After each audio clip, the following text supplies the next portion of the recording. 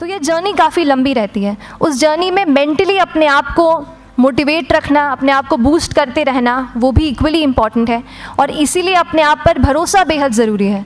You need to have a faith in yourself कि अगर आपने इसमें कदम रखा है, अगर आपने सोचा है कि आप सिविल सर्विस एग्ज़ाम देना चाहते हैं और देंगे, तो आपको ये ठान के उसमें जाना है कि हाँ, मैं ये कर सकता या कर सकती हूँ।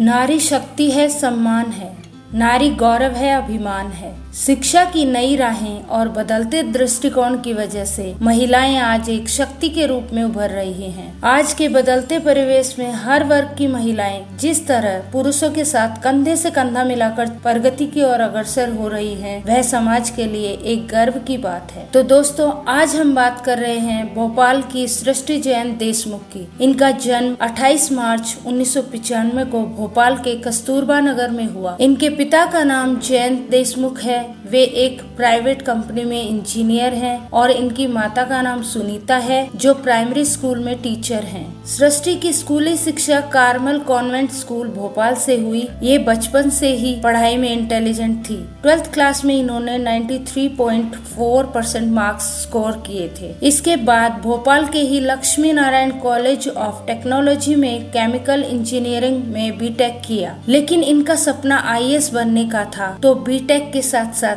IAS की तैयारी भी शुरू कर दी। जब मैंने प्रिपरेशन शुरू की थी अपने कॉलेज के 2nd ईयर 3rd ईयर आते आते, तो मन में बहुत सारे फियर्स थे।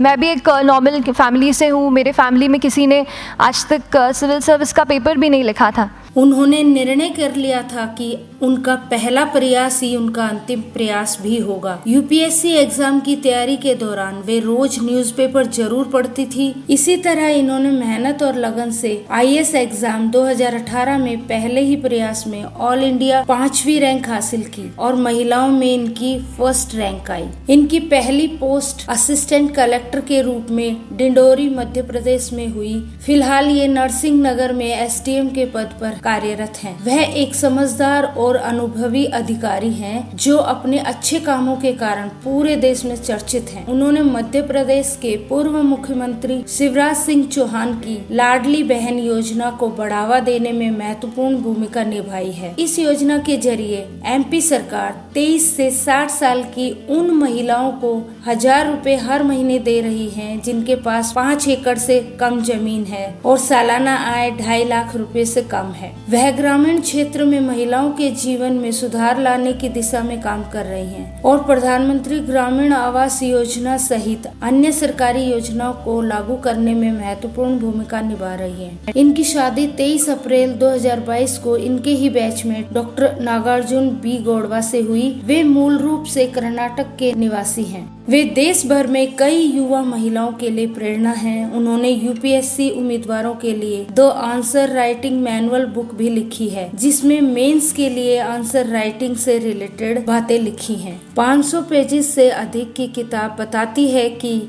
UPSC मेंस एग्जाम में आने वाले क्वेश्चन या आंसर को कैसे डिकोड किया जाए। इसमें फ्लो चार्ट, फ्रेमवर्क और सृष्टि के व्यक्तिगत नोट भी शामिल हैं। सृष्टि देशमुख के अनुसार बड़ा बनने के लिए आपको बड़े सपने देखने की जरूरत है। एक बार लक्ष्य निर्धारित हो जाने के बाद लगातार कड़ी मेहनत के माध्यम से उस तक बढ़ना संभव है। उनका मानना है कि पढ़ाई के साथ साथ अपने आप को फिजिकली फिट और मेंटली स्ट्रॉन्ग रखें, योग और मेडिटेशन करें और डेली कंसिस्टेंट होकर पढ़ाई करें। शिक्षा ही महिलाओं के जीवन में बदलाव ला सकती है। तो दोस्तों, ये थी सृष्टि देशमुख की प्रेरणादायक कहानी। ऐसी ही मोटिवेशनल स्टोरी सुनने के लिए चैनल को सब्सक्राइब करना ना भूलें। Thank you for watching.